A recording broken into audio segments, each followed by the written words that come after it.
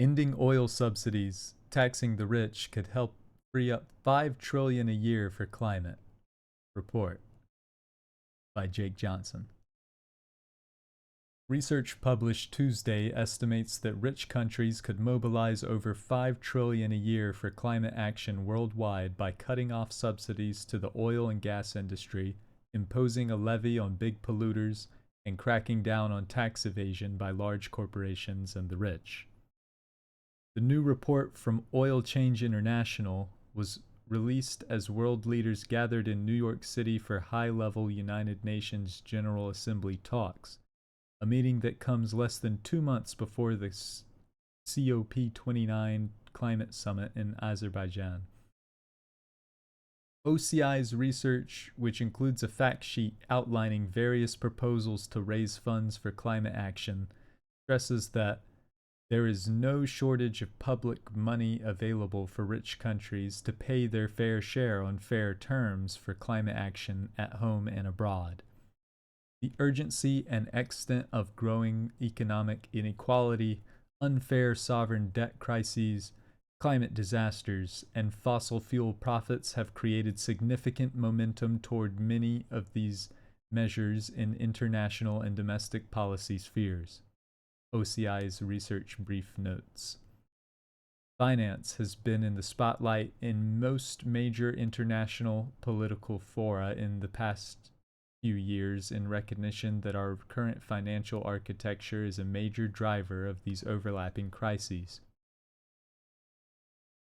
Among the proposals laid out in OCI's brief are an equitable end to public finance, direct subsidies, and state-owned company investments in fossil fuels, which could raise $846 billion a year globally, a climate damages tax on fossil fuel extraction, which could raise $618 billion a year, a 25% minimum corporate tax rate, which could raise $479 billion annually, and a wealth tax on billionaires, which could raise roughly $2.6 trillion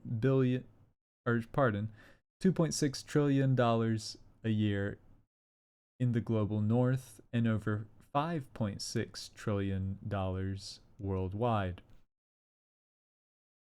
Lori Vanderberg, OCI's public finance lead, said that the rich nations most responsible for the climate emergency owe this money to global south countries that have not caused this crisis and need fair finance to deliver strong climate plans next year that phase out fossil fuels.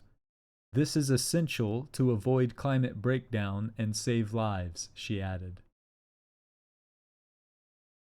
The COP29 summit will take place a year after nations agreed at COP28 to transition away from fossil fuels in energy systems in a just, orderly, and equitable manner.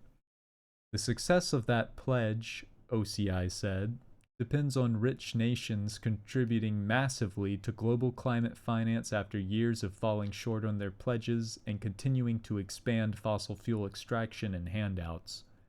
Worldwide, environmentally harmful subsidies, including fossil fuel subsidies, have surged to $2.6 trillion a year, according to a report released last week. Global North countries have a responsibility to redirect their share of these subsidies in support of climate action, OCI said Tuesday. The new report comes on the heels of a record hot summer and amid devastating extreme weather, from massive flooding across Europe and Africa to wildfires in South America. Andreas Sieber, Associate Director of Policy and Campaigns at 350.org, said Tuesday that the real question isn't whether we can afford to act, but whether we can afford not to. It is a bitter irony that rich nations hide behind claims of fiscal restraint, yet trillions are still spent on fossil fuel subsidies and militarization, said Sieber. The truth is simple. The money exists, but the political will does not. By treating climate finance as a zero-sum game, wealthy countries not only deepen global inequality but also undermine their own futures. The energy transition isn't charity, it's an investment in global stability and security, Sieber added. Ignoring the need for support only worsens the climate crisis, which knows no borders.